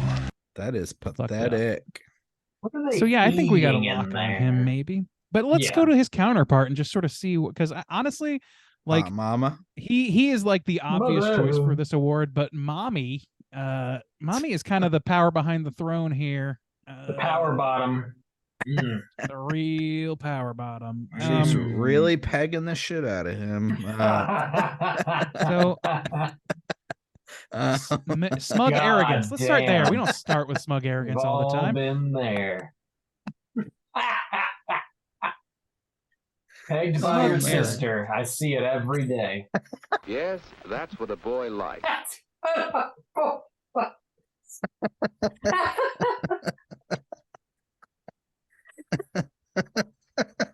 love the nobody's listening. Oh, All God, right, it's let's just move There's on. no one left to host the shit. It's just so fucked up. Rob has died in a fit of giggles. Oh yeah, Yeah. the woman. What? Smug arrogance. There So you go. yeah, her attitude towards the population of her slum, Yes, pretty, dropping pretty, some uh, N bombs in here. yeah, Yeah. Yeah. or it comes right up to the line because pretty I taboo. thought they dropped them. Did Yeah, they actually she's drop it? yeah. think One, so. one. She gets one full inward out, and then Oh, at the end, she's about to again. She gets cut off. Oh, okay, yeah, maybe you're right. I was thinking of the end for sure. I had forgotten. That, I He guess. gets one too. Oh, At the no. beginning, I think when he was talking about the liquor store getting robbed. Oh, actually, yeah, Oh, no, he God, did. yeah, That's yeah. right. I remember his now. I was like, good Um, lord. But yeah, and then so smug arrogance. I mean, my God, and look in attire, she is fully channeling Joan Crawford with the fucking eyebrows, the fucking hairdo, the dress, the whole. It's all very, very in line with that sort of character or that inspiration. I can't know this, but it seems so obvious to me that there's no way it wasn't informed by the movie Mommy Dearest. It has to have been. Manipulation. Holy shit. Check. Yeah, I mean, everything they do is manipulating. Everything. Everything. Yeah. Every single thing. Let's see. Patheticness. Oh my gosh. Everything Yes. they do. Everything. I don't know how to even like this is like it goes beyond even justification. It's just so fucking apparent that this person is very pathetic and fucked up. Sexual deviance. You can still say that it's the mommy, daddy, brother, sisterness of it all. You could still put it on that. We don't technically know that there's sexual things going on. She doesn't have sexual a gimp things suit. going on. She doesn't have the gimp suit. That's because she's a dom, and in I see. this movie, yeah, your gimp doesn't run the show. Come on, you're not new. Come on, we all know that. Okay, yes, we all everyone know knows this. Yeah. So I don't know. I think she's definitely a cooter. I think that he's the more cartoonish cooter out of the two, but she's the more like, I don't know. The way that she treats Alice is so fucked up and particularly so just twisted to me that I know that like he's like chopping people's hearts out and keeping people under the stairs hungry because he hates them so much and those throwing them things. But like, yeah, those things. The things under the stairs. But she, like, I don't know, the psychological torture that she puts this girl under, it really rubs me the wrong way just watching it go on. So, yeah, I think that's more than enough for those two. All right. Do we want to keep going? Because there's other people that could maybe qualify, but the rest are more arguable than these two. Those are going to be the highest hitting. Those are definitely going to be the highest. Yeah. Yeah. So I think we can call them locked. We got them. Lock them up, boys. Mommy and daddy are going to jail. We got them. Scooter prison. Throw away the key. All right, boys. Let's time to relax and just talk about what we've been watching this week. Hey, gang, what you been watching? Randy, what you been watching? So not a ton this week. I did finish up the Goosebumps series, and it was fine. Like, I think that some of the sheen of it wore off when I realized it was not a one-off event. It was pretty much exactly the problem I had with, the Midnight Club, which was that I don't need more of this. I just kind of liked it as a one-off, and I probably won't check in on a second season. It's still fun, and I think it was worth my time. It was nice for the spooky season to have something that I could kind of throw on and not totally pay attention to while I did shit, and still have a good time with it. I think it was creative enough. Justin Long is fun in it, and the kids are well acted and everything. It's a little CW for my adult tastes, I think. Let's see. I finally picked up a new game to play after Zelda, and it was the House of the Dead remake on Switch, which I pumped an unholy amount of quarters into machines to play House of the Dead as a kid. In the rare occasion I got to be in an arcade that had one, so I was excited to check that out, and it's fine.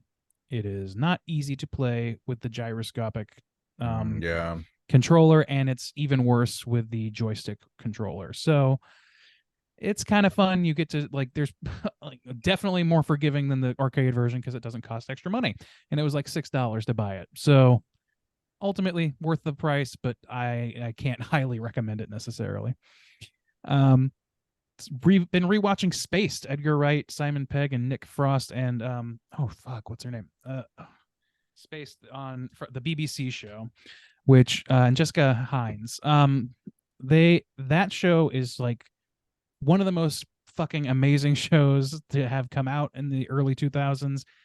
It's so fucking beautifully, like, it's just right in the Edgar Wright like universe. It's perfect for that stuff. It's like clearly them cutting their teeth, and it's, I don't know, man, it speaks to me. It's a great fucking show. Very, very much needs to have a little bit more attention even now from the Americans. I think in the UK it's still pretty highly regarded, and here to some extent, but I just don't hear as many people talking about it here. I love that show, is the short version. And then last, I watched a new documentary on Netflix called Escaping Twin Flames, which Beck was interested to watch and had listened to a podcast about. And buddy, it starts somewhere and it ends somewhere fucking bleak in the end. It's very fucked up. What? So this is it's a true crime documentary. It's a 3-part series. It's one of the Netflix true crime type of deals. And it probably doesn't need to be that long, but it is, and it gives a lot of good detail. It's a lot of people who have gotten out of what is now identified correctly, in my opinion, as a cult by any definition of the word, pretty much, of people who are following this couple of influencers who believe in a quote unquote twin flames, as in like kind of like a true love stand-in, but there's all kinds of rules, and eventually it goes fucking haywire, and all these poor lonely women mostly are like just paying thousands of dollars, working for free, doing all kinds of shit to basically try and win their twin flame back. And just as a taster, the sort of like the first episode talks about some of the problematic elements of the early days, which consisted of them being like, well, if you go to them like, I need a twin flame, I need to figure out who I am. They're like, okay, well, tell me about your life. And you find somebody. Once you mention somebody that you're like, oh, he's kind of attractive, or oh, they're kind of cute, they'll be like, oh, well, that's your twin flame. And so if you are supposed to go after this person with everything you've got, and that includes, if they reject you, just going after them anyway and fucking stalking these people, even if there's a restraining order on you, it's fucked up. And that's episode 1. So yeah, it's fucking crazy. It's not wild. Yeah, it's worth your time, I think. And the thing is, this is still a very active group with like hundreds of thousands of people in it. And they operate primarily online. So be careful, people. That's all I can say. Be careful. Only Sochu's approved to tell you who your soulmate is. Yeah, he's living your dream Sign life. in now. Send him money now. Burned in hell. Burn in hell. Sign in now, and I'll find you that twin flame of yours. It's Randy every time. It's Dual just Randy. Ember. Join the Dual Dual Embers Ember. galaxy. Dual Ember. Yeah. Hell yeah. We're hunting for dick. Yeah, Ain't we that the literally truth? are. Ain't that the truth? That's it for me. That's it. All right. Juice, what you been watching? Oh, so many things. So I cut it in half, and I'll save half for next week. Damn. I am hopping just straight into the Christmas horror, which I'm doing a deep dive on this year, I've decided. And so I started off with Anna and the Apocalypse. A fun fact, straight chilling history, I think it's about 3 years ago, maybe the Rare Exports episode, we announced, and next week we're going to be covering Anna and the Apocalypse. And for some reason, we never did. I thought that was very interesting. I was like, wait, we didn't cover that. I don't remember Go why. ahead. I think I saw like a release date for it and thought it was coming out, and that was wrong. And it just wasn't okay. available. And then And I we think just that's what never happened. covered it. Okay. Yeah. I thought that was interesting. I watched a new film called It's a Wonderful Knife, which has Justin Long in it, and it's going to be kind of one of probably the Christmas horror of this year. I think it's gonna scratch that itch decent enough. It's like a Christmas slasher that plays off the It's a Wonderful Life thing. What if I was never born, or whatever. And so yeah, it wasn't amazing, but I think it'll scratch that itch for some people. I watched Eyes Wide Shut for the first time. Never seen it before. Didn't realize it was a Christmas film. Watched it. It's wild. I'm gonna watch it again because me and Caitlin are gonna cover it as a Creature Comforts episode for this December. So gotta watch it again and really pick that thing apart. But it was wild. I'm an executive by day and a wild man by night. Yeah. Hell I yeah. watched Dead End, which is a Christmas horror film with Lynn Shay in it. Did not like that one. That one was not too good. It started off with some potential and then just drove it straight into the ground. That one was bad. Story of my life, buddy. Yep. I watched a movie called I Trapped the Devil, which is another Christmas horror. And this one I did like. This one was very interesting. And it's about a guy who thinks he's trapped the devil in his basement. His family comes over to visit him unexpectedly for Christmas, and he either has to convince them to leave or to support him in his ideas of keeping someone in the basement that he thinks is the I had devil. no idea that was so. Is it Christmas focused or is it just like happens to be? Okay, interesting. No, I yeah, didn't like know the that. whole house is decorating Christmas. They visit for wow. Christmas. Yeah, it's full on Christmas. Yep. And I liked it. I watched Miracle on 34th Street, the one from the 90s.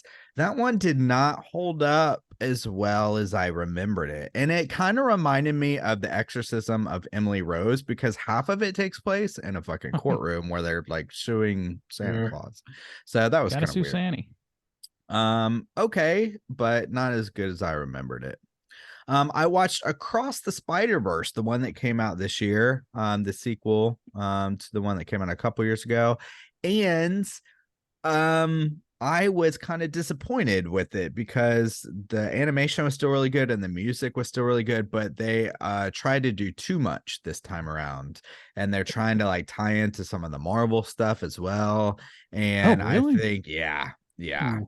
And I think they just started to kind of crumble under their own like lofty ideas of what they could do, and they couldn't pull it all off. Way too bloated. I watched The Blackening. That was on the plane, and it was good. It was really funny, and I liked it. I watched a movie called Past Lives, which was also on the plane. This is an A24 joint, and I like this one a lot. It was kind of like a romantic film. It kind of reminded me of a more condensed Before Sunrise, Before Sunset, Before Midnight, whatever. But it's essentially about this girl who, when she's young, she lives in Seoul in Korea, and then she has this friend, a kind of crush. She moves away when she's around like 13, 14, and then she reconnects with her crush like as an adult, and they kind of reconnect or whatever. He still lives in Korea. She is now like lived in New York for a large portion of her life. So yeah, it was really good. And yeah, I like that one a lot. I watched When Evil Lurks, which is on Shudder. Holy goddamn. That is one of the most like more brutal movies I've seen in a long time. It was good. Oh yeah. Yeah. It was another good one for possession that has nothing to do with like the church or Catholicism. anything. Yeah, but it was fucking brutal. Holy God. And then the final thing I'm going to talk about tonight is I finally got an opportunity to play Tears of the Kingdom, because I got it right before I left as an early birthday present. And Oh God, yes, come with me. played it on the plane, and luckily got to play it for the majority of the week. I was fucking sick as a dog and couldn't do anything else. And surprisingly, so I was not really expecting to like it very much based on what Randy had said. I just thought that this That it was gonna, great and I loved it. I thought this was gonna be a rehash of the old game and just not a lot of new ideas coming to it. But so far I really like it. I think it's a really good game. So I don't know what's going on. It's good game. I'm really glad my opinion means so much to you. So I was completely surprised by that. That's all I'll talk about this week. Bob, what you been watching? It's good game. Put it on the box. Soju says, yes, it's good game. I've not been watching a whole lot of shit. Everything I have seen this week has pretty much been a rewatch for the most part. I revisited Happy Death Day and Happy Death Day to You. They're just fun, like lighter movies. Kind of fun riffs on a slasher with like some time loopy, time travel-y stuff. Groundhog's Day influence for sure. They're fun. I like those movies. The second one's definitely like more comedic, I think, than the first, but they both have laughs, and I enjoy them. They're a good time. That Then You Do already mentioned. Rewatch that. It's just an all timer. It's a great movie.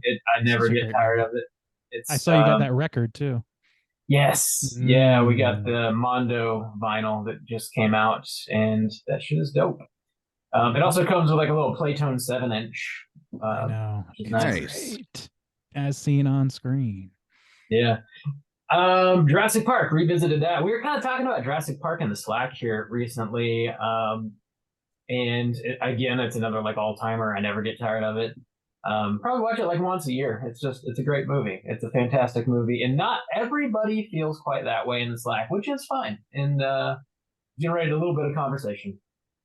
That's about it. I did recently record a mini cast for When Evil Lurks, so that'll be coming out towards the end of November. Nice. And yeah, that shit is brutal as hell and worth watching. If you like, especially if you watch Terrified and you like that, watch it. It's kind of similar tone, similar vibes. Yeah.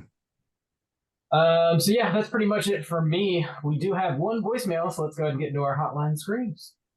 Let's fucking do it. Hotline scream.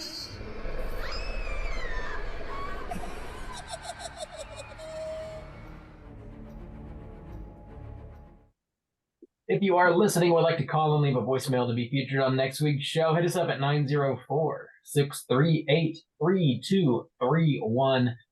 We're going to be hearing from our boy Chris. Let's hear what he's got to say. Hey, Straight Chillin' crew, this is Chris in Louisiana. Just got done listening to the Attack of the Killer Tomatoes episode and heard the prompt at the end about a movie that you love that you get shit on. So the movie that made me think of that, I don't even think people know what it is, so no one's shit on me about it, but I would definitely be too embarrassed to ever show it to anybody. But it's a movie from the mid-'90s called Airborne, and surprisingly it's got like some pretty unknown at the time, but big stars now, like Seth Green and Jack Black, and I'm sure there's like a couple other people that I can't. And it's been so long since I've seen it.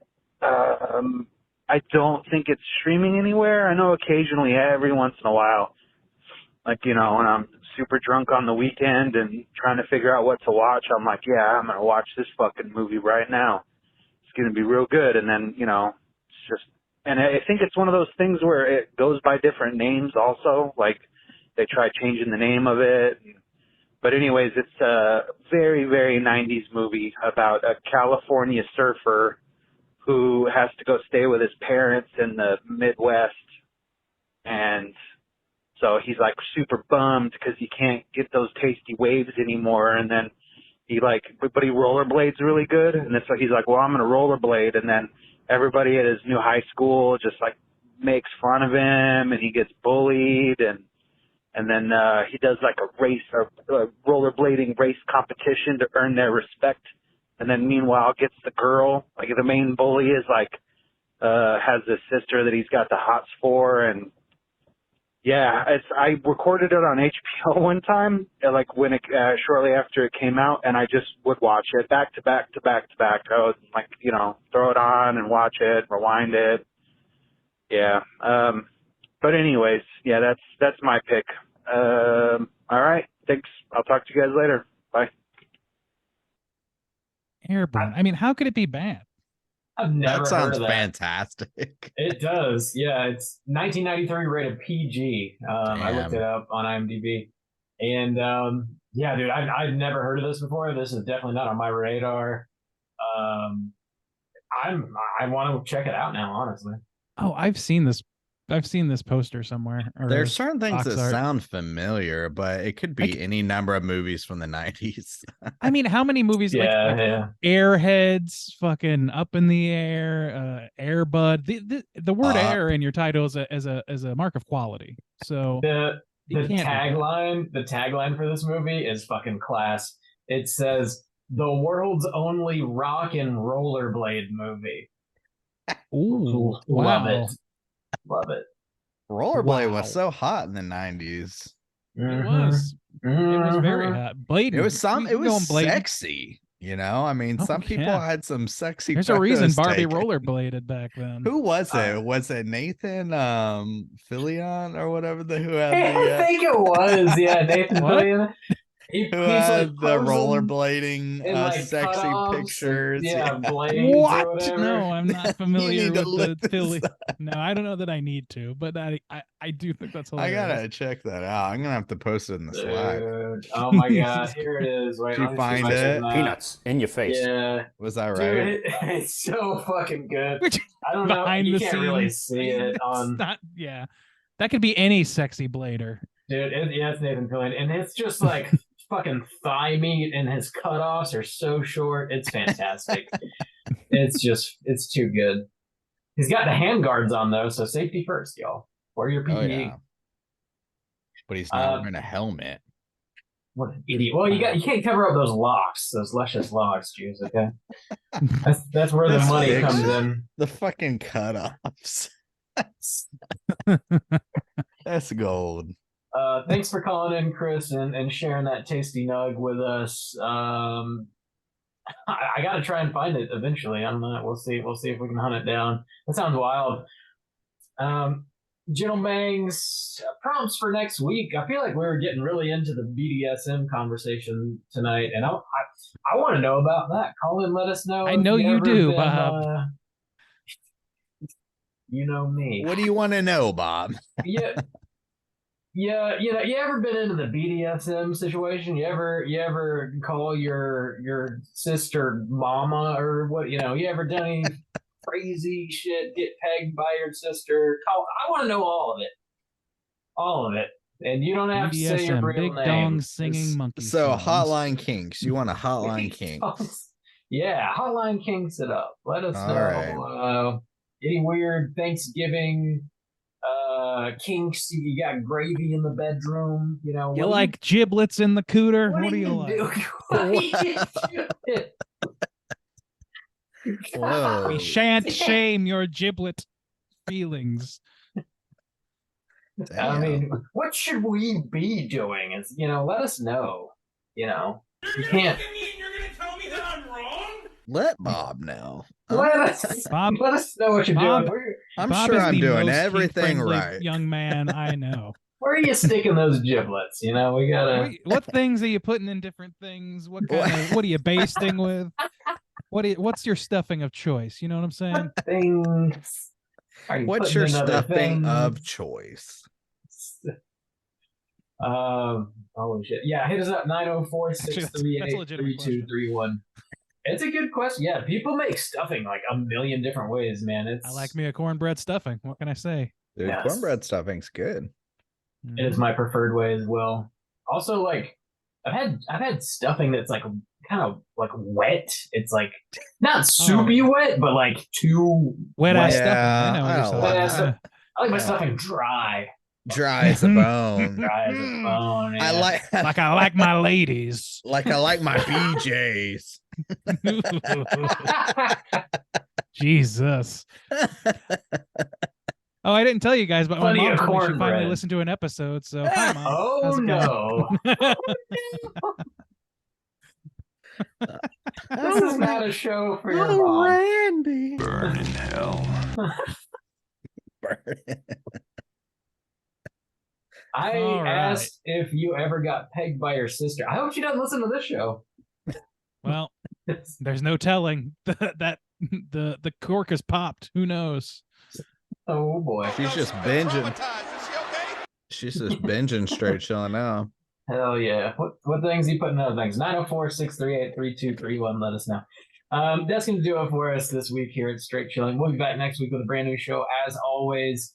We're going to be talking about a new release, the latest and greatest from your boy Eli Roth, Thanksgiving. We're talking about it next week. My moment of glory.